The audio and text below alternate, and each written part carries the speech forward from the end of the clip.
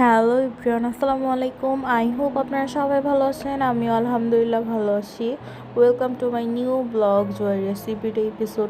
তো আমি ওই দিন সারা রাত পড়াশোনা করছি, কারণ এরপরের দিন আমার ক্লাস ছিল না, বাট এরপরের দিন আবার এক্সাম আছে।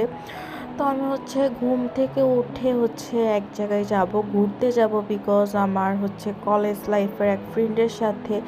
তো সে অনেক দিন যাবত আমাকে বলতেছে বের হওয়ার জন্য, বাট আমি আমার টাইম ম্যানেজ করতে পারতেছি না। বাট ওই দিন টাইম অনেক কষ্টে ম্যানেজ করছি, কারণ ওই দিন আমাদের এক্সাম ছিল। এক্সামটা ক্যান্সেল হয়ে আর পরের দিন দিয়ে দিছে ক্লাস টেস্ট অ্যান্ড ভাইবা। তো সেই জন্য ভাবলাম যাই ওকে একটু টাইম দিয়ে সে দেন আবার যাব। তো সে আর তার বোন আসছে। তো অনেক দিন পর আমার ওই ফ্রেন্ডের সাথে দেখা হয়েছে। তো আমরা গিয়েছিলাম বালি রেস্টুরেন্ট।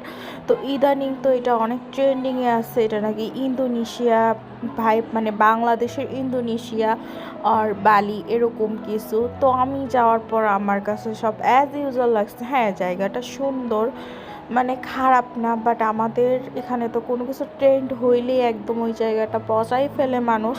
হ্যাঁ, জায়গাটা আমার কাছে ভালোই লাগছে, অ্যাস্থেটিক টাইপের, বাট এই টাইপের অনেক অনেক ক্যাফে আছে। আর এটা কিন্তু অপোজিটে আমার ভার্সিটির। তো জায়গাটা মোটামুটি ভালোই ছিল, বাট ওই যে বললাম না, হাইপ হয়ে গেছে, মানুষের ভিড়ে বসার মতো ওয়ে ছিল না। বাট এই ক্যাফেটা রাতের বেলা বেশি সুন্দর আমার কাছে যেটা লাগছে, লাইটিং টাইটিং আছে। আর এই দোলনাটা কিন্তু খুবই খুবই মজার, আমার কাছে এত ভালো লাগছে দোলনাটা, আমার মন চাইতেছিল আমি ওইখানেই বসে থাকি। আর আজকের ব্লগটা এই পর্যন্তই। সবাই ভালো থাকবেন, সুস্থ থাকবেন। আল্লাহ হাফেজ। আবার নেক্সট কোনো ব্লগে দেখা হবে। Tata, bye bye, take care, আল্লাহ হাফেজ।